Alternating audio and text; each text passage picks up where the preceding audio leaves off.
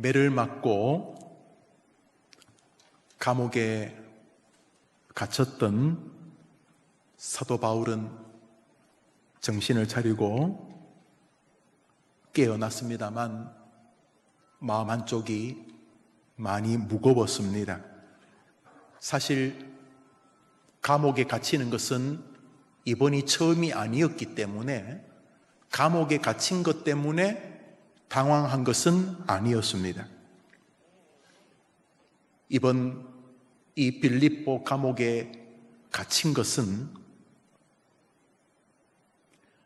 사실 자신이 이곳에 오게 된 계기가 전적인 하나님의 부추김 때문이었기 때문입니다. 아니, 평소처럼 복음을 전하다가 감옥에 갇혔다면 이게 내 인생이고 이것이 하나님이 내게 맡기신 운명이다 생각을 했겠지만, 이번 이 빌립보 감옥은 정말 바울 이 어른에게 당혹스러운 투옥이었기 때문입니다. 먼저 그가 이 감옥에서 자신이 감옥에 갇힌 것을 당혹스럽게 생각하게 되는 첫 번째 이유는 여정 때문이었습니다. 빌립보는 그리스 지역, 북쪽 지역입니다. 지금은 이제 조그만 나라 독립해서 마게도니아 공화국의 수도가 빌립보인데 넓은 의미에서는 그리스입니다. 유럽의 첫 문이지요. 여기 올 생각이 없었습니다. 1차 선교 여행을 마치고 잠시 몸을 추스린 다음에 신라와 함께 가려고 했던 곳은 아시아, 주로 터키 지방, 소아시아 지역이었습니다. 자, 내일 신라와 함께 여복에 내일 우리 이제 터키 쪽으로 출발합시다. 예, 선생님. 그러면서 신라와 함께 잠자고 아침에 이제 쉽게 말하면 표를 끊어가지고 아시아로 가려고 했는데, 그 밤에 하나님께서 이 빌립보 사람, 빌립보 지역, 빌립보가 가령 수원이 경기도 안에 있지 않습니까? 수원이. 빌립보가 수원이라면 경기도가 마게도니아입니다. 그러니까 이 경기도 사람, 쉽게 말해서 이 마게도니아 지역, 이 빌립보가 있는 이 유럽 사람이 그 밤에 나타난 거예요. 나타나가지고 다른 말도 하는 게 아니고 아시아로 가려고 하는 바울에게 그쪽 말고 이쪽 유럽 쪽으로 와서 우리를 도와달라 하는 환상을 봅니다. 이 바울이 또렷이 들었기 때문에, 그리고 이미 영적인 아름다운 감을 가지고 있는 어른이었기 때문에 하나님의 음성으로 들었습니다. 안 그랬으면 개꿈이야 그랬으면 아시아로 갔겠지요. 그래서 2차 전도 여행이 아시아가 아닌 유럽으로 오게 된 것입니다. 우리 성경 말씀을 보겠습니다. 읽어봅시다. 시작. 밤에 환상이 바울에게 보이니 마게도냐 사람 하나가 서서 그에게 청하여 이르되 마게도냐로 건너와서 우리를 도우라 하거늘. 그러니까 이번 여행은 내가 자유로 온 게 아니고 하나님이 보낸 것이라고 믿었는데 지금 감옥에 온 것입니다. 아니 몇 년 정도 하다가 감옥 갔으면 괜찮은데 와서 며칠 만에 빌립보 와가지고 며칠 복음 전하다가 지금 감옥에 온 것입니다. 그냥 온 것도 아니고 엄청나게 매를 맞아가지고 거의 혼수 상태가 된 상태로 바울과 실라가 지금 이 빌립보 감옥에 들어오게 된 것입니다. 아니, 하나님이 나를 빌립보로 보내셨는데 감옥이라니. 여러분 생각해 보십시오. 얼마나 당혹스럽겠습니까? 또 하나, 바울이 이 감옥 생활에, 특별히 이 빌립보 이 감옥에 갇힌 것이 참 의아하거나 당혹스러운, 우리가 지금 예배를 제대로 못 드리는 것이 참 당혹스럽잖아요. 많이 당혹스럽잖아요. 그런데 우리가 살다 보면 당혹스러운 것이지만 이해되는 게 있어요. 그러나 정말 이게 이해가 안 되는 당혹스러움은 두 번째로 동행자였어요. 아마 바울이 먼저 깼다고 칩시다. 바울이 하도 매를 많이 맞아가지고 매 맞는 데는 이골이 난 그런 사람이 있잖아요. 살다 보면은 매 맞는데 굉장히 익숙한 아이들이 있어요. 저희 집에 큰애는 한 번 제가 안 때리는데 때리면 100대를 때렸거든요. 100대를. 이 잘못하면 또 감옥 가는 거 아닌가 하면, 이제 걔가 이제 군대에 있어요. 그냥 100대. 저는 잘 안 때리지만 때리면 100대 때리면 뭐 엉망이 되죠, 아이가. 근데 걔는 저한테 맞으면 그래 만 줄 알고 이제 100대를 견디는데, 제 딸은 한 대만 때리면 벌써 쓰러져 있어요. 근데 쓰러지면 또 못 때리게 되더라고요. 예. 한 대만 맞으면 벌써 뭐 혼수 상태처럼 막 되어 있고. 그런데 이 바울은 매 맞는데 이골이 난 분 같아요. 많이 맞아서 그런지 먼저 깼다고 칩시다. 바울이 깨서 이제 자기와 함께 이제 막 선교 여행을 따라온 이 실라라고 하는 사람은 아직까지도 하도 맞아가지고 막 끙끙끙 앓으면서 지금 쓰러져 있다 칩시다. 꿈속에서. 이번에 이 여정 자체도 사실 의아하지만은, 아니 내가 아시아로 가다가 얻어맞은 건 이해되지만 주님이 오라고 그래가지고 왔는데 나를 감옥에 집어넣으면 이거 좀 이상한 거 아닙니까 주님? 이런 마음이 있는데, 두 번째로 잠들어 있는 신라 말임 신라, 원래 이 친구랑 올 생각이 아니었어요. 1차 전도 여행의 동역자가 누굽니까? 바울과 바나바였어요. 바나바는 정말로 예루살렘 교회의 가장 성품이 좋은 분이, 저 한번 마스크는 다 가렸으니까 좀 눈만 봅시다. 본인 생각에 자기가 자타가 공연하게 성품이 제일 좋은 사람, 바로 당신이었어요. 바나바는 위로의 별명이 위로의 장로님, 위로 권사님, 위로 집사님이 그 사람 별명이었어요. 그냥 그 바나바랑 만나면 사람이 위로를 받고, 참 친정 아버지 만난 것처럼, 친정 엄마 만난 것처럼 눈물이 쏙 나면서 그냥 위로가 되는 그 바나바는 초대교회의 정말 큰 어른이었어요. 그 초대교회 예배당이 그 바나바가 헌금한 것이거든요. 바나바가 자기 땅을 내가지고 거기다 예루살렘 교회가, 초대교회가 섰어요. 초대교회가. 그 바나바는 이런저런 모습으로 사람들에게 존경받는 어른이었어요. 자, 이 바나바와 바울이 1차 선교 여행을 다녔던 거예요. 그런데 2차 선교 여행을 다닐 때 좀 문제가 생겼어요. 왜냐하면 1차 선교 여행 때 주된 선교사는 바울과 바나바지만 바나바의 조카 한 명을 데리고 다녔어요. 참 믿음도 있고 뭐 그런, 요즘 말하면 아마 그냥 젊은 청년, 선교 열정이 뜨거운 젊은 집사님 같은 마가라는 사람이에요. 그래서 바울과 바나바가 주된 선교사인데 마가도 데리고 1차 전도 여행을 갔어요. 그런데 이 마가가 바울과 바나바가 전도 여행하면서 욕먹고 소새끼 말새끼 막 그러고, 그 다음에 이렇게 돌에 맞고, 또 바나바는 바울은 거의 뭐 죽을 만큼 이렇게 맞아가지고 쉽게 말하면 난지도 같은 쓰레기장에 버리고 막 이런 일을 지켜보면서 이 마가가 너무 두려운 거예요. 그래서 그날 밤에 바울과 바나바가 이렇게 주막에서 이렇게 여인숙에서 둘이 기도하고 있을 때 마가가 저 화장실 좀 하고 나왔어요. 나와가지고는 안 들어왔어요. 어디로 갔을까요? 집에. 이거 뭐 아니다. 야, 이거 아니다 하고 집으로 도망갔어요. 그래서 1차 전도 여행 때 마가가 탈선을 한 거죠. 1차 전도 여행이 끝나고 2차 전도 여행을 시작할 때쯤 마가가 돌아왔어요. 회개한 거겠죠. 그렇지, 저 바울과 바나바 저 삼촌은 주를 위해 생명을 거는데 제일 젊은 내가 이게 뭔 짓이야, 하나님 죄송합니다 하고 이제 마가가 회개하고 돌아와서 이 바나바는 그 특유의 성품 그대로 바울에게, 여보게 내 조카가 좀 부족했지만 이렇게 다시 결심하고 왔으니 2차 전도 여행 때 이 마가도 데려가세요. 한 번만 더 기회를 줍시다 그랬어요. 바울이 그랬을까요? 안 그랬을까요? 바울이요, 칼 같은 사람이요. 형님, 바나바는 훨씬 나이가 많았거든요. 형님, 안 될 놈은 척 보면 압니다. 안 됩니다. 여보게 데려가세요. 안 됩니다. 데려가세요. 안 됩니다. 그러다가 이 바나바라고 하는 굉장히 온유한 분하고 이 바울하고 대판 싸움이 벌어집니다. 참 특이한 성경인데요. 성경 말씀 읽겠습니다. 읽읍시다. 시작. 바나바는 마가라 하는 요한도 데리고 가고자 하나 바울은 밤빌리아에서 자기들을 떠나 함께 일하러 가지 아니한 자를 데려가는 것이 옳지 않다 하여 서로 심히 다투어 피차 갈라서니 바나바는 마가를 데리고 구부러로 가고 바울은 실라를 택한 후에 떠나게 돼. 보십시오. 심히 다투었습니다. 바울이 끝까지 동의하는 것이 저놈 안 됩니다. 안 됩니다. 저놈.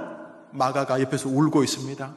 선생님 한 번만 기회를 주십시오. 제가 주를 위해서 생명을 바치. 헛소리하지 마라. 헛소리하지 마. 너네만 또 도망갈 놈이면 얘 비겁한 놈 아마 그런 거예요. 그래서 마가를 데려가지 않습니다. 결국 이 바나바 바울이 찰떡궁합이 1차 전도 여행을 끝으로 헤어지게 됩니다.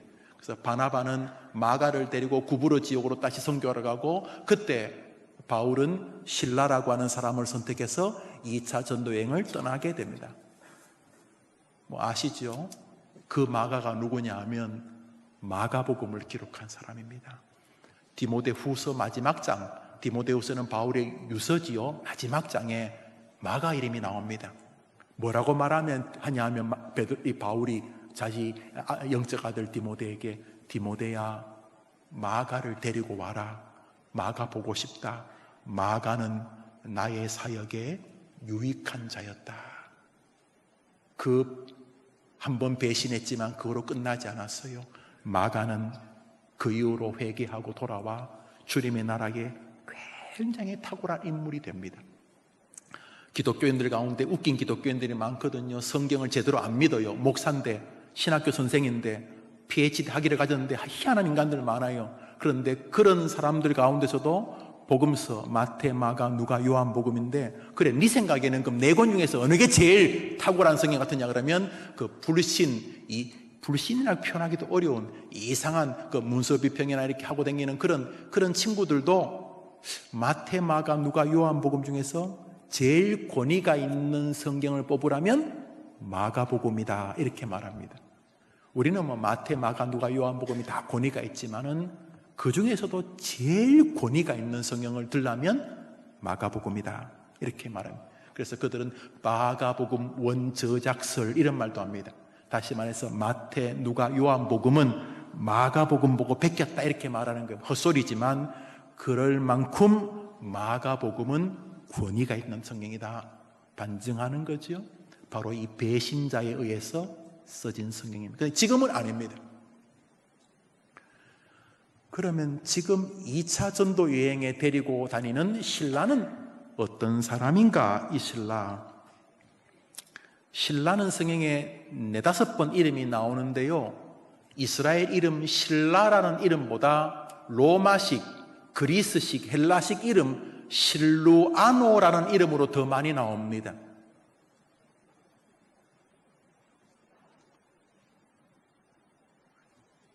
제가 목사가 아니고 일제 말기에 종로에 깡패였다고 칩시다.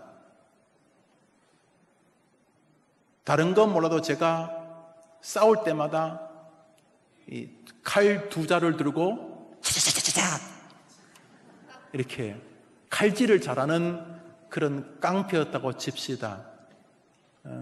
사람들이 저를 부를 때 영우 떴다 안 가라고 뭐라고 불렀을까요? 성경은 안 읽고 뭐 이상한 것만 금방 쌍칼이 나오네. 야, 쌍칼 떴다 피하자. 저놈 저거 칼질은 조심해야 돼. 저놈 저 칼질 잘해. 그래서 이름은 김영우가 있는데 워낙 이 칼 2자루를 잘 써가지고 사람들이 나타만 나면 쌍칼이라고 불렀다 칩시다. 또 집에 가서 목사님 칼 잘 쓴다 그러면 전혀 앞뒤 다 떼고 하는. 실라라는 이스라엘 이름이 있는데 사람이 실라를 쓸 때마다 로마, 헬라식 실루아노를 쓰는 이유는 이 친구가 헬라 말에 능통했던 것입니다. 이 친구는 말하면 벌써 입에 버터 냄새가 납니다. 한국말보다 영어가 더 월등하고, 한국말로는 뭐 자기 소개를 대충 하지만 영어로는 너무 예민하게까지 표현하고, 야, 영어의 마술사다 할 만큼 이 실라는 이 로마, 헬라, 이 유럽, 그리스 말에 굉장히 능통한 인물이었습니다. 지금 그 옆에 잠들어 있는 신라 말입니다. 지금 바울이 생각합니다. 내가 왜 감옥에 갇혀져 있지? 나는 여기 올 생각이 아니었잖아, 사실은. 그런데 주님이 오라고 한 거잖아. 그런데 왜 감옥이야? 동시에 지금 매 맞고 끙끙끙 신음하고 있는 신라, 원래 저 친구는 내 짝이 아니잖아. 원래 내 짝은 정통 이스라엘 사람 바나바잖아. 근데 쟤하고 내하고 지금 여기 왜 있는 거지? 왜 쟤가 하필 나의 동반자지? 쟤가 왜 나의 선교의 동행자지? 신라를 물끄러미 보고 있었습니다. 우리 신라에 대한 소개 말씀 읽어보겠습니다. 데살로니가 후서입니다. 시작. 바울과 실로아노와 디모데는 주 예수 그리스도 있는 데살로니가. 바울과 디모데는 우리가 알지만 저 중간에 실로아노, 신라 말입니다. 소개할 때 신라를 실로아노라고 소개하는 것은 이 아이의 이름에 이 로마식 표기가 있는 것은 다른 건 몰라도 반 로마 사람이 아니라 로마 사람으로 완벽한 헬라어에 능통한 인물이었던 것입니다.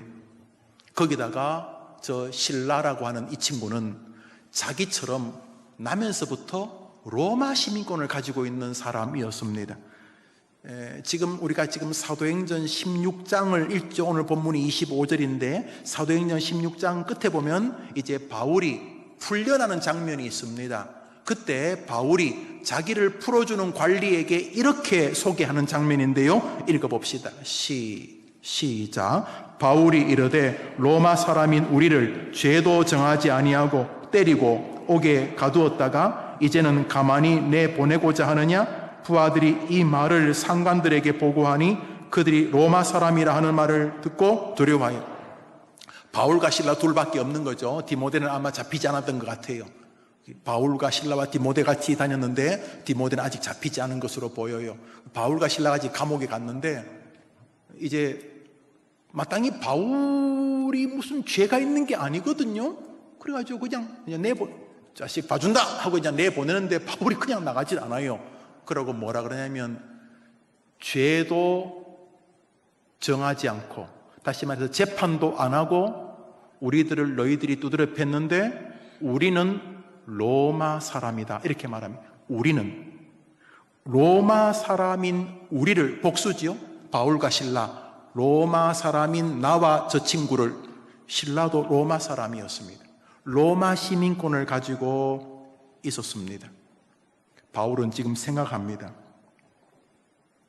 왜 2차 선교 여행을 나를 로마와 그리스 쪽으로 보내시면서, 사실 내가 이쪽으로 오려고 한 것도 아닌데 바나바가 떨어지면서 할 수 없이 제자 중에 한 명을 선택했는데 이 친구가 헬라 말에 능통한 사람인 거예요. 그래서 바울이 지금 생각하는 거예요. 감옥에서 내가 이게 왜 있는 거지? 감옥에? 주님이 오라 그랬잖아. 왜 있는 거지?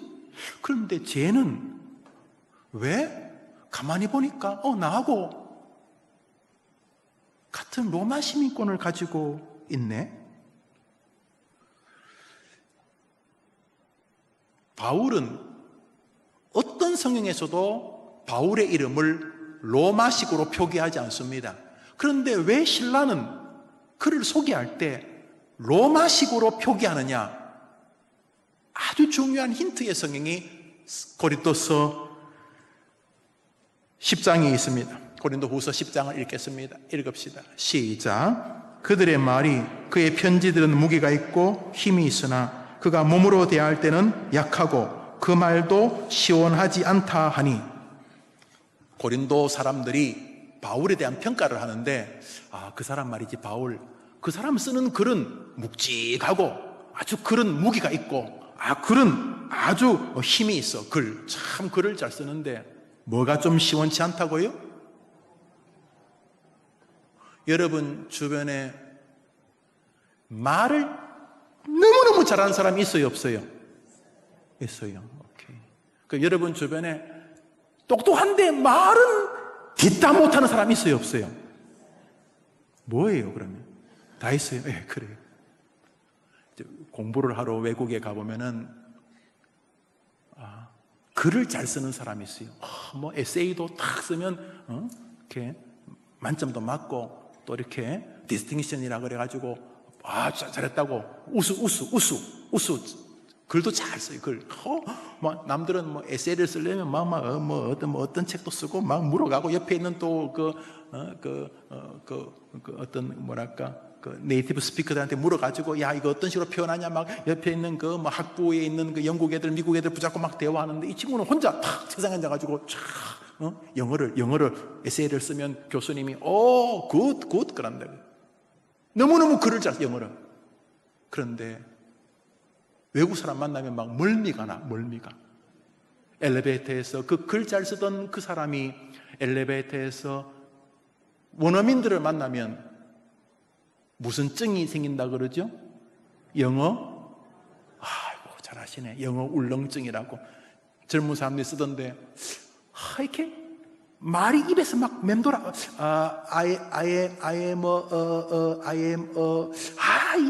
입에서 이 말은 자꾸 도는데 영어는 쓸 수는 있는데 이 말을 못 하시는 분 한번 눈 크게 떠봐요. 오늘 바울이 그랬는 것 같아요. 바울의 글은 무게가 있고 힘이 있는 정말로 힘 있는 글인데 글은 너무 잘 쓰는데 말은 좀 시원치가 않았던 것 같아요. 특별히 이 헬라 말, 이스라엘 말이야 잘했겠죠. 그런데 이 헬라 말은 이 바울에게는 좀 어려웠던 것 같아요. 실라, 그는 바울의 중요한 통역자였던 것이죠. 그는 생각합니다. 내가 실라를 선택한 게 유럽으로 오려고 한 것도 아닌데 가만히 생각해 보니까 이 헬라에서 내 동역자가 주로 이스라엘 사람들에게 복음을 전하는데 용이한 바나바가 아니고 이 헬라의 사람들에게 복음을 전하는데 참 요긴할 수 있는 실라라는 것은 무슨 의미일까? 라고 또 감옥에 생각을 했습니다. 그리고 동시에 감옥에서 떠오르는 것은 디모데였습니다. 여러분, 디모데가 등장하는데요, 바로 우리가 읽었던 본문 사도행전 16장 1절에서 등장합니다. 우리 디모데에 대한 본문을 읽어보겠습니다. 읽읍시다. 시작. 바울이 더베와 루스드라에도 거기 디모데라 하는 제자가 있으니 그의 어머니는 믿는 유대 여자요 아버지는 헬라인이라. 디모데는 루스드라와 이고니온에 있는 형제들에게 칭찬받는 자니 바울이 그를 데리고, 바울이 선교 여행을 하는데 만나게 하신 또 한 사람이 있었습니다. 평생 그가 자식으로 생각했던 디모데입니다. 근데 디모데는 엄마는 이스라엘 사람인데 아버지는 바로 이 헬라 사람이었습니다. 그는 감옥에서 생각했을 것입니다. 내가 지금 왜 감옥에 갇혀 있지? 그리고 주님이 보내신 것 아닌가? 손짓하면서 건너와서 우리를 도우라고? 그리고 신라는 나와 같이 로마 시민권을 가졌으며 헬라 말이 융통하다는 게 무슨 의미가 있지? 그리고 지금 나를 이 2차 선교 여행을 오는 동안 만나게 했던 디모데, 아직 잡히지는 않았지만 디모데는 아버지가 헬라 사람이고 엄마가 유대인이다.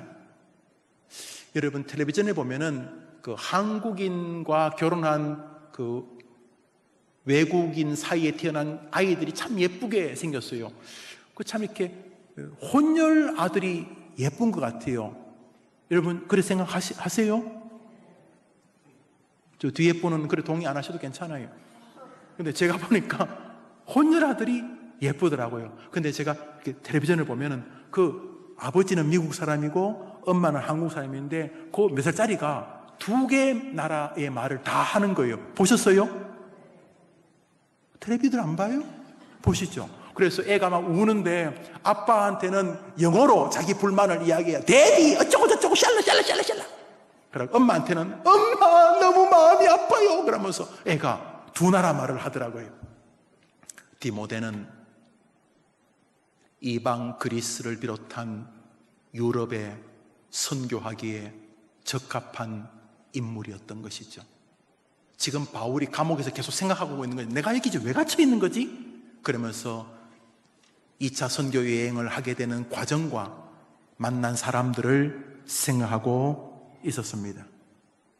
또 한 사람은 빌립보에 들어와서 며칠 동안 묵었던 집주인, 옷감장사, 포목상 루디아라고 하는 여성도였습니다.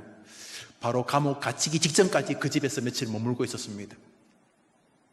루디아는 바울과 실라가 빌립보에 와서 이렇게 기도할 곳 없나 싶어서 이렇게 강가를 이렇게 거닐고 있는데, 여자분들이 강가에서 모여서 뭐 빨래도 하고 얘기도 하고 그랬나 봐요. 루디아도 그 일련의 무리들 있었어요. 그 사람들이 모였으니까 바울이 가서 예수님을 전했습니다. 나머지 여자분들은 뭐 그냥 별로 관심이 없는데, 바로 그 루디아는 바울이 전하는 복음을 듣고 놀랍게도 가슴 열리며 복음을 받아들이게 됩니다. 루디아는 꽤 여유가 있는 집안이었던 것 같아요. 그래서 예수님을 잘 전하고 바울과 실라가 이제 다시 떠나려고 할 때 이 루디아가 강권하면서, 선생님 어디 오늘 묵으실 데 있습니까? 바울과 실라가 아니요, 저희들 묵을 데는 없습니다. 그러면 저희 집에 꽤 규모가 있으니까, 저희 집에 방도 많으니까 저희 집으로 가시죠. 그래서 아이고 아닙니다, 제가 복음을 전했지만 제가 신세 질 수 없으면 여기 가까운 여인숙에 가겠습니다. 그랬더니 이 루디아가 이렇게 이 바울 일행을 자기 집으로 모시게 됩니다. 성경 말씀 사도행전 16장입니다. 루디아와 바울이 빌립보에서 만났던 이야기입니다. 감옥에 갇히기 바로 직전까지 며칠 동안 머물렀던 집주인입니다. 읽읍시다. 시작. 자색 옷감 장사로서 하나님을 섬기는 루디아, 주께서 그 마음을 열어 바울의 말을 따르게 하신지라. 그와 그 집이 다 세례를 받고 우리에게 청하여 이르되, 만일 나를 주 믿는 자로 알거든 내 집에 들어와 유하라 하고 강권하여 머물게 하니라. 여성분이 강권해서 우리 집에 가자니까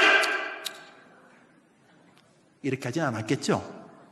아이고 선교사님, 저희 집 방이 많아요. 애들도 전부 다 군대 갔고 저희 집이 방이 많으니까 저희 집에서 같이 예배드리고 식사도 같이 하고 또 예배도 인도해 주시면 좋겠습니다. 그래서 강권해서, 그러니까 좋은 마음이죠. 그래서 루디아가 이 빌립보에 온 바울 일행을 자기 집에 모시게 합니다.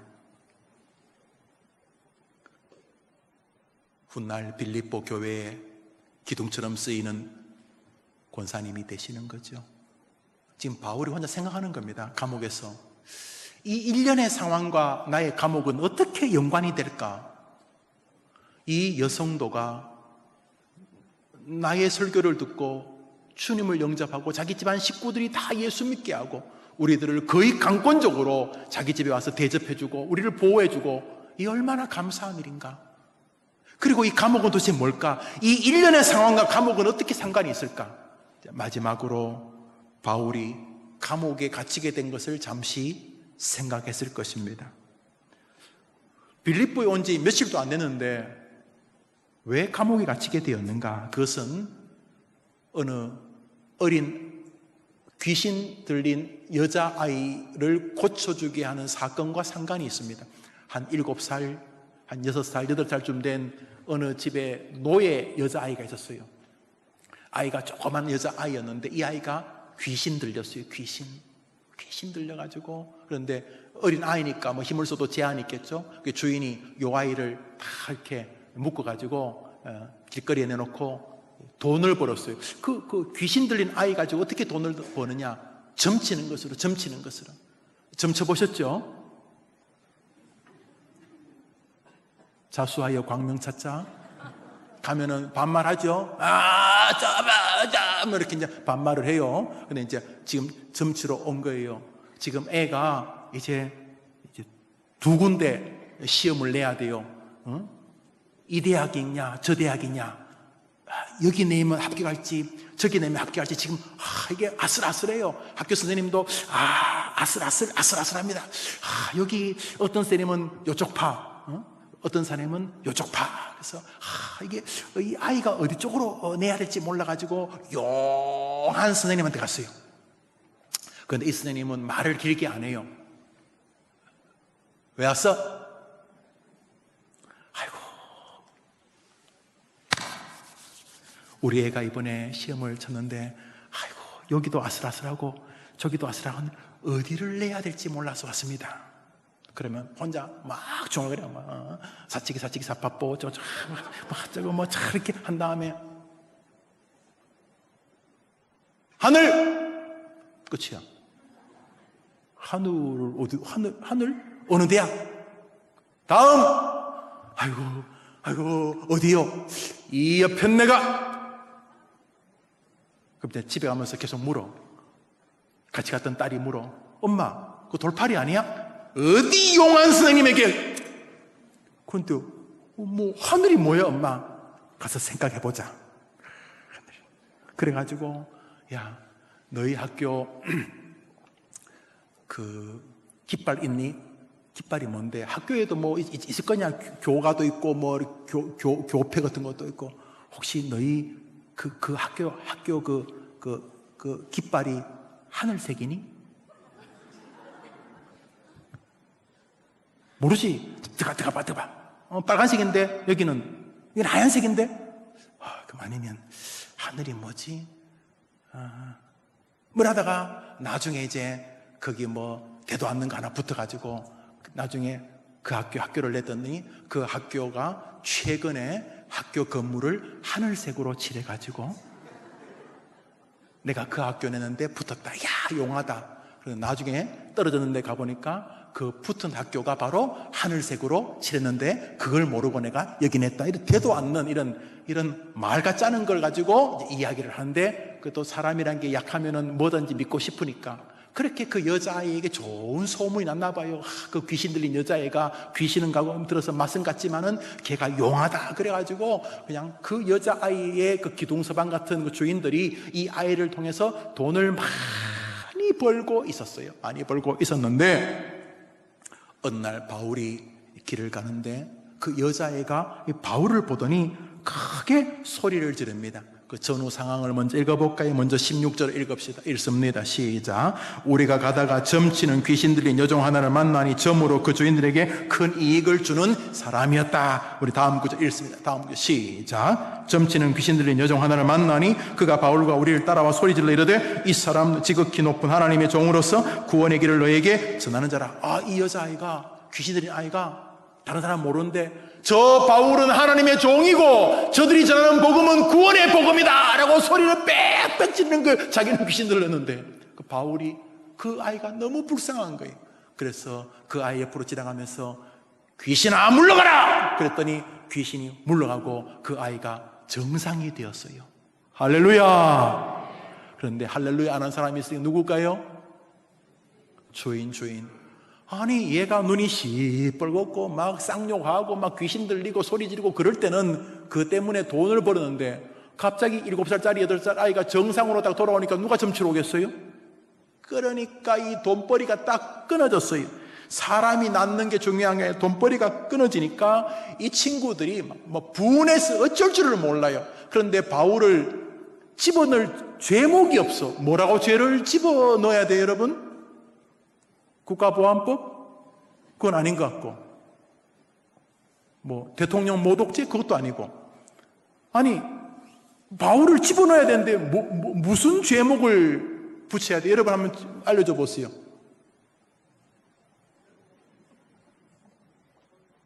귀신 들린 사람 고친 죄? 뭐 그런 것도 없어요. 죄가 없으니까 뭔 죄를 집어보냐면 우리 시대의 사회 질서를 혼란스럽게 한다. 이야, 그렇죠. 미친놈은 계속 미쳐야지 되는데 미친놈을 정상으로 만드니까 사회가 혼란스러워진 거예요. 정신병원도 없어지고 큰일 나. 혼란스러워.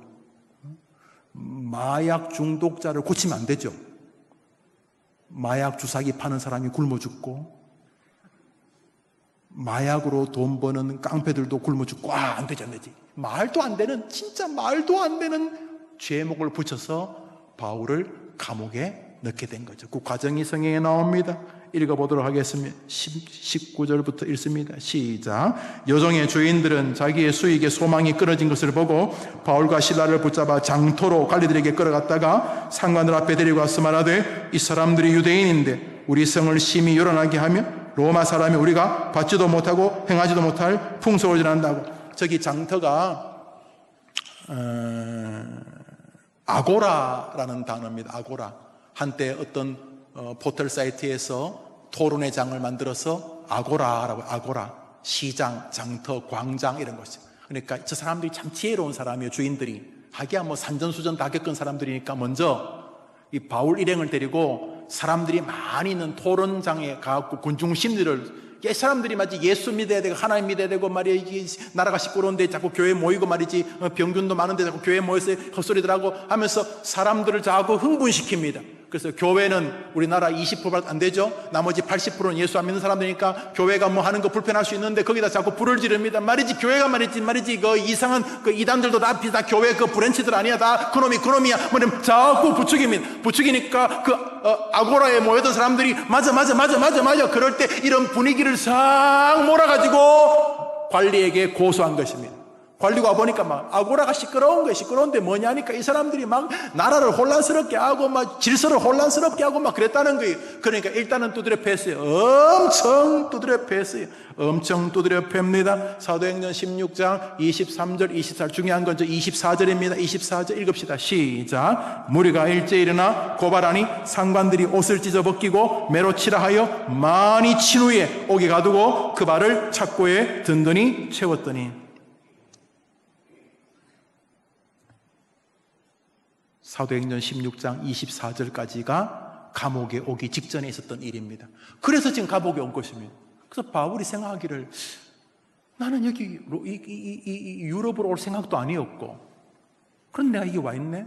그런데 가만히 보니까 신라는 유럽의 복음을 전하기에 굉장히 용이하게 준비된 청년이네, 사람이네. 디모데, 이 친구도 이 2차 전도 여행을 할 즈음에 만났는데 이 친구도 아버지가 헬라 사람이어서 굉장히 헬라 문화를 잘 알고 헬라 말에 능통하네. 나를 이 그리스 쪽으로 이 빌립보로 보내신 의도가 무엇일까? 사도행전 16장 24절까지 사도 바울이 좀 당황스럽게 감옥에 갇힌 자기를 점검했습니다. 24절 다음에는 몇 절이죠? 오늘 설교 본문입니다. 오늘 설교 본문 사도행전 16장 25절 읽읍시다. 시작. 한밤중에 바울과 실라가 기도하고 하나님을 찬송하며 죄수들이 듣더라. 할렐루야.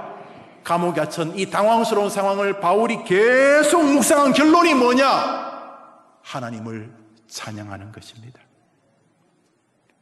이 중국 우한 폐렴, 이 중국발 코로나19라고 하는 이 몹쓸 병으로 인하여 온 세계가, 온 교회가, 우리 해림의 성도들이 자유롭게 예배하기도, 직접 사람들을 만나고 대면하고 다니고 대화하기도 어려운 이런 상황 속에서 우리 모두 당황합니다. 바울처럼. 도대체 내가 여기 왜 갇혀 있는 거지? 내가 내가 아시아에서 이해돼. 아시아에서 그때 이해돼. 그런데 이 유럽으로 오라는 건 하나님이 오라고 한 거잖아. 이거 뭐 내가 한 것도 아니고, 이 코로나 이거 내가 만든 것도 아니고, 이 상황을 어떻게 설명하지? 바울이 계속 묵상하다가 여기 도착합니다. 결론에. 그러나 하나님은 여전히 찬양을 받으시기에 합당하신 분이십니다. 그는 어려움 속에서 원망과 냉소로 떨어지지 않았습니다. 그는 어려움 속에서 기도하고 찬미하는 게 뭡니까? 예배지요. 그는 어려움 속에서 하나님께 예배하기 시작합니다. 바울의 찬송 소리를 듣고 신라가 깼겠지요. 그들이 함께 하나님께 예배할 때에 하나님이 그들의 예배를 기뻐하여 주셨습니다. 이번 이 기가 막힌 세기말적인 질병으로 우리 모두 당황해야 하지만 이때 우리가 전능하신 하나님만을 다시 붙잡고 우리가 가정이든 교회든 전심을 다해 하나님께 예배한다면 하나님은 지금도 우리의 예배에 개입하시고 우리에게 은혜와 기적을 베풀어 줄 줄 믿으시기를 바랍니다. 이 모든 사태의 결론, 여전히 하나님은 찬양을 받기에 합당하신 전능자십니다. 바울이 감옥에서 내린 결론이었습니다. 그 결론은 놀랍게도 세상을 다 바꾸어 버렸습니다. 이번 이 코로나19로 우리 모두가 어렵고 우리의 신앙에 쉽지 않은 길이 있지만은 우리가 이때의 원망과 불평이 아니라 다시금 하나님을 향하여 올바르게 경배하고 내가 다 이해 못하지만 하나님은 살아계신 분이 틀림없습니다. 그리고 이 상황에도 하나님의 뜻이 계신 줄 믿습니다 하며 우리가 전심을 다하여 하나님께 예배하며 자신의 사명을 곧 세운다면 우리 하나님은 전화위복으로 우리에게 다가오실 줄 믿습니다. 놀랍게도 감옥에서 그 당황스러운 상황을 그렇지 비록 내가 이해되는 부분도 있고 이해되지 않는 부분도 있지만 이런 기회를 통해서 하나님은 나의 예배를 받기를 원하시는구나 하는 심정으로 그 바울과 실라가 예배할 때 반응이 오기 시작했습니다. 기도하고 찬송하며 하나님께 예배할 때 벌어진 일입니다. 26절 27절 읽읍시다. 시작. 이에 갑자기 큰 지진이 났어 옥토가 움직이고 문이 다 열리며 모든 사람의 매인 것이 다 벗어진지라. 간수가 자다가 깨어 옥문들이 열리는 것을 보고 죄수들이 도망치고 칼을 빼어 자기라. 세상에 찬송하고 기도하고 예배하는 동안 닫혔던 문들이 열리기 시작합니다. 바울과 실라가 가장 아름다운 예배를 드렸습니다. 이번 이 병으로 인해서 교회에 나오지 못하고 가정에서 예배드리는 분이 많으시죠. 지금도 이 방송으로 예배드리는 분 계실 줄 압니다. 가슴앓이가 계실 줄 압니다. 내가 왜 여기서 예배해야 되지? 내가 주의 전으로 가야 되는데. 그렇지만 여러분이 드리는 가정에서도 진심으로 하나님께 예배하면 닫혀진 주변 사람들의 문이 열리게 될 줄 믿으시기를 바랍니다. 진심으로 예배하면 하나님은 그곳에 기적으로 임하시는 줄 믿습니다. 평소보다 3분의 1, 4분의 1, 5분의 1밖에 예배당을 채우지 않았지만 이곳에서 우리가 진심으로 예배하면 하나님은 우리를 통해 닫혀진 문들을 열어주실 줄 믿습니다. 문제는 기적이 벌어지자 한 사람은 사색이 됩니다. 간수였습니다. 지난번에 어떤 죄수가 한 명 탈옥했는데 그때 그 시간에 그 감옥을 지키던 간수가 탈옥의 책임을 지고 손발이 다 잘린 다음에 목이 잘리는 것을 보았기 때문입니다. 어차피 죽는데 잔인하게 고문을 당하고 벌을 받는 것을 알았습니다. 책임을 명백히 하기 위한 로마식 방식이었습니다. 이 간수는 한두 명도 아니고 지진이 나고 옥문이 다 열리고 사람들 죄수들이 내 거 풀렸다 내 거 풀렸다 모든 죄수들이 풀렸다고 하니까 이 간수들은 다 도망간 줄 알고 칼을 빼가지고 자기를 하려고 어차피 죽을 거니까 그때 바울이 소리 지릅니다. 성경 말씀 읽도록 하겠습니다. 사도행전 16장 26절 27절 시작. 이에 큰 지진이 나서 바울이 크게 시작. 바울이 크게 소리질러 이르되 내 몸을 상하지 말라. 우리가 다 여기 있노라 하니 간수가 무서워 떨며 바울과 실라 앞에 엎드리고 선생들이여 내가 어떻게 하여야 구원을 받으리까 하거늘 이르되 주 예수를 믿으라. 그리하면 너와 내 집이 구원을 받으리라 하고 주의 말씀을 그 사람과 그 집에 있는 모든 사람에게 전하더라. 할렐루야. 바울이 감옥에 갇히면서 유럽의 첫 번째 교회가 세워집니다. 그리고 유럽이 전 세계를 복음화시키는 출발이 됩니다. 우리나라로 복음화시킨 게 다 유럽 사람 아닙니까? 영국, 미국 사람도 영국에서 간 거죠. 호주 사람도 다 유럽에서 온 거죠. 결국 유럽이 전 세계를 복음화시키는 출발점이 바로 이 빌립보 교회 감옥의 예배였던 것을 믿으시기를 바랍니다. 이번 말도 안 되는 바울도 그럴 거예요. 말이 안 되잖아요. 하나님, 아니 나는 아시아로 가려고 하는데 갑자기 나를 그리스로 보내가지고 감옥에 집어넣고 이게 뭡니까? 말이 안 되죠. 지금 이 코로나19로 말이 안 되지만 이 상황을 우리가 하나님께 온전히 드리고 여기서도 하나님의 뜻이 계실 줄 믿습니다. 조국 교회를 징계하시는 것인지 나는 너희 교회 예배 싫다. 그래서 이 조국 교회를 정신 차리기 위해 하나님의 진노하시는지 하나님은 이 땅을 진노하신지 부패한 인간들을 진노하신 우리가 다 알지 못하지만은 바울이 감옥에 갇힌 거 다 이해 못하듯이 다 이해 못하지만은 그럼에도 불구하고 이번 기회에 하나님께 온전히 예배한다면 하나님을 찬미한다면 하나님께 돌아온다면 하나님은 우리도 고치시고 우리 주변의 모든 닫힌 문도 열어주시고 이 여러분의 가정을 여러분 가문에 복음의 전쟁기지로 만들어주시고 가족들이 자녀들이 그리고 해림교회가 주님의 나라에 크게 쓰이게 될 줄 믿습니다. 우리 조국에 그런 은혜를 주시기를 소원합니다. 지난 주간 저는 모든 예배를 우리 교역자들 앞에서만 설교를 했습니다.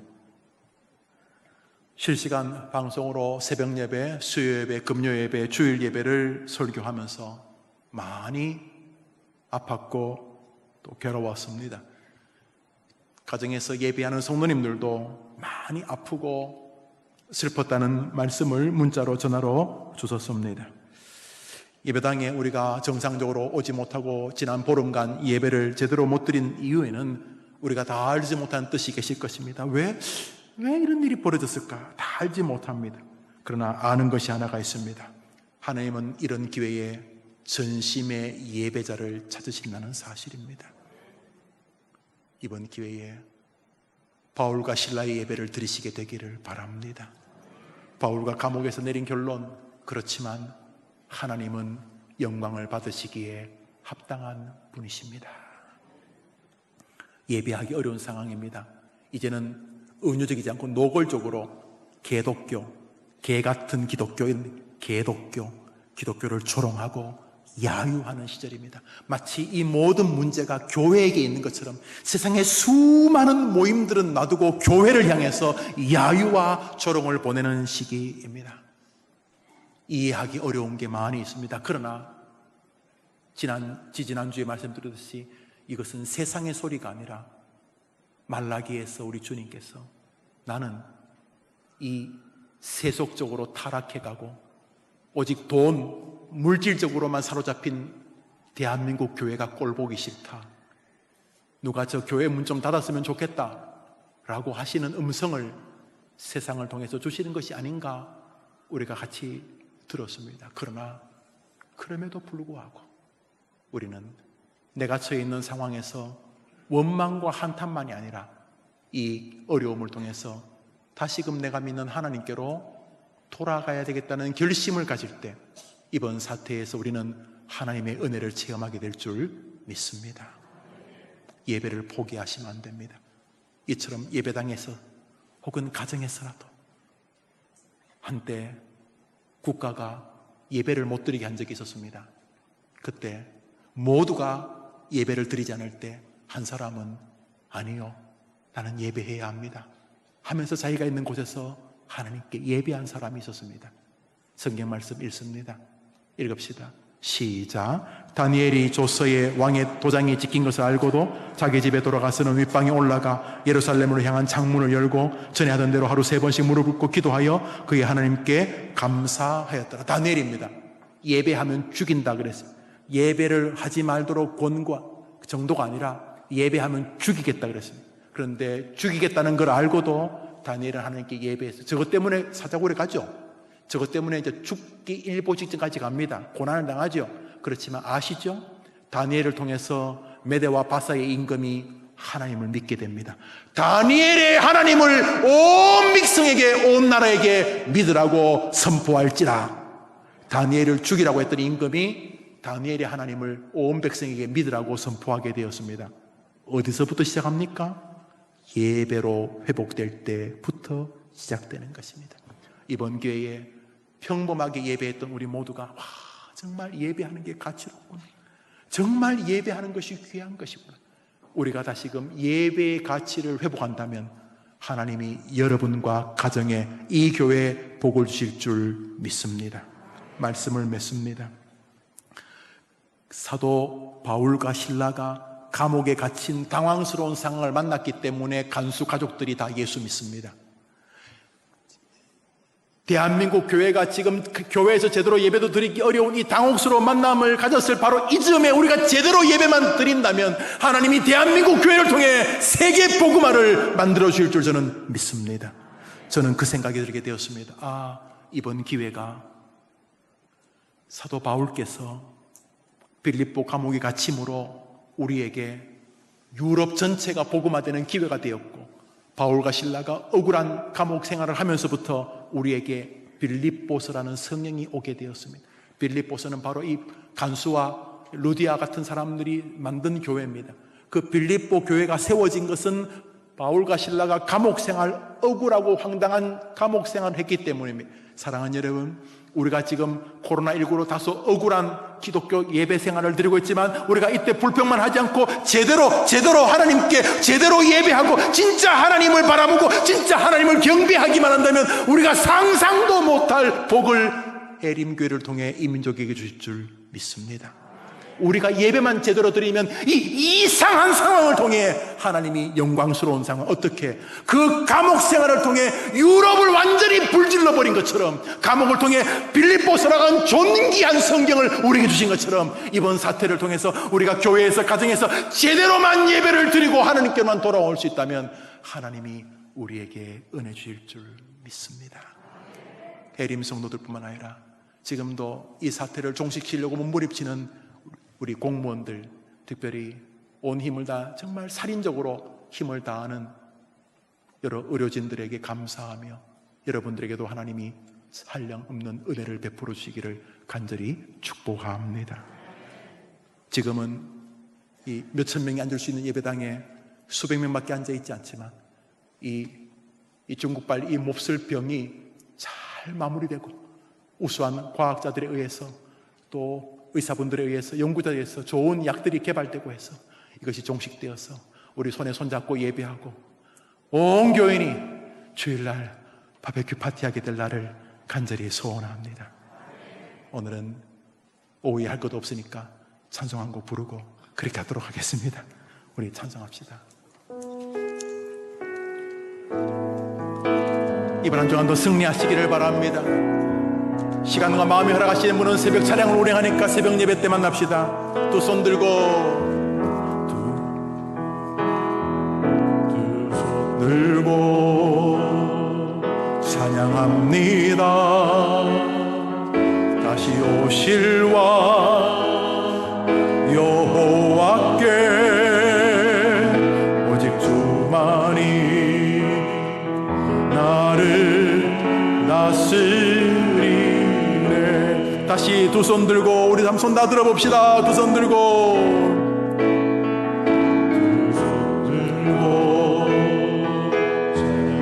하나님, 우리 모두가 모여서 그렇게 예배할 날을 속히 주시옵소서. 손에 손잡고 예배할 수, 마스크 다 벗고 하나님께 예배할 날을 속히 주옵소서. 그러나 비록 힘든 상황이어도 나는 하나님을 찬양합니다. 나는 주님만을 섬길 것입니다. 주님만을 섬기리.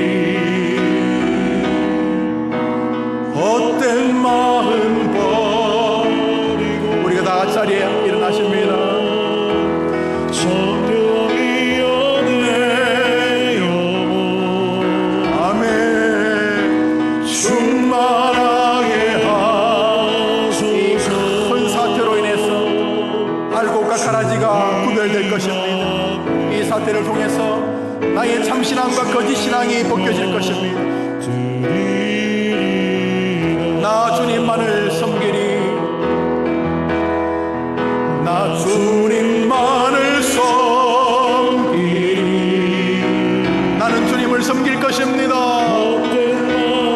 하나님, 이번 기회에 내가 예배자로 서기를 원합니다. 그동안 드렸던 예배도 감사했지. 이제부터는 더 마음을 다하고 뜻을 다하고 힘을 다하여 예배하겠나이다. 주님 앞에 내 생명 드리라. 우리 두 가지로 기도하겠습니다. 나와 내 가족과 내 교회와 이 땅을 고쳐 주시옵소서. 이 제목으로 기도합니다. 두 번째로, 이 일에 직접적인 고통을 당하고 있는 확진자와 사망자 유족들과 이 일을 종결시키기 위해 오늘도 힘쓰고 있는 의료진들과 공무원들을 위해서 기도합니다. 다 같이 기도합시다. 하나님 아버지, 당혹스럽기는 바울이나 우리나 마찬가지입니다. 참 당혹스럽습니다. 어찌해야 할지를 모를 만큼 너무도 낯선 시간입니다만 뜻이 계실 줄 압니다. 어찌 우리가 모든 것을 다 이해할 수 있겠습니까? 그렇지만 이번 기회에 우리 해림의 성도들, 그들의 가족들, 우리 해림교회 주님을 경험하고 체험하고 예배의 가치를 회복하는 시간이 되기를 원합니다. 이 땅을 고쳐 주옵소서. 이 대한민국 땅을, 저 북녘, 저 북한의 땅을 고쳐 주옵소서. 중국과 온 세상아, 이 세상의 온 우주가 하나가 되어 한 마음으로 병을 낫기를 몸부림치며 구하고 있습니다. 주님, 이 병든 땅을, 이 병든 인간들을 고쳐 주시옵소서. 우리 교회를 특별히 도와 주시옵소서. 오 해림 가족들을 도와 주시옵소서. 지금도 이를 위해 몸부림치고 있는 의료진들, 의사분들, 간호사분들, 여러 돕는 스태프들, 여러 공무원들을 주관하여 주시고, 확진자로 판정되어 불안해할 모든 사람들, 이 병으로 목숨을 잃은 유족들에게 은혜 주셨어. 오 하나님 아버지, 어쩌록 하나님의 은혜와 하나님의 긍휼과 위로가 있는 시간이 되도록 도와주옵소서. 이 땅의 교회들을 불쌍히 여겨주시고, 아주 열악한 교회들, 교인들이 소수이기 때문에 교회를 교회답게 만들어가는 것 자체가 힘들어하는 모든 미자립 교회들, 개척교회들에게도 특별한 은혜를 내려주시옵소서. 우리 해림의 성도들에게 특별히 생업의 은총을 더해 주옵소서. 고쳐 주옵소서.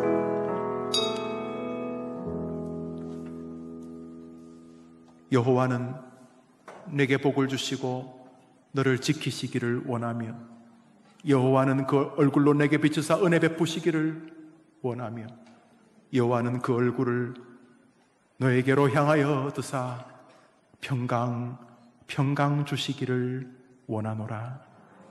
구주 예수님의 은혜와 하나님의 사랑과 성령님의 교통하심이, 함께하심이, 위로하심이 바울처럼 당혹해 있지만은, 다 이해하지 못하지만은 여전히 하나님은 찬양받으시기 합당하신 전능자이십니다 라고 하나님께 올바르게 예배하면서, 예배하는 자를 찾으시는 하나님 앞에 바르게 예배하는 동안 자기와 자기 주변에 있는 사람들의 모든 문을 열고 주님을 경험케 하는 전도자의 길을 멋지게 감당할 해림의 성도들과 병든 땅과 이를 위해 수고하는 이들 위해 영원토록 함께 있을지어다. 아멘.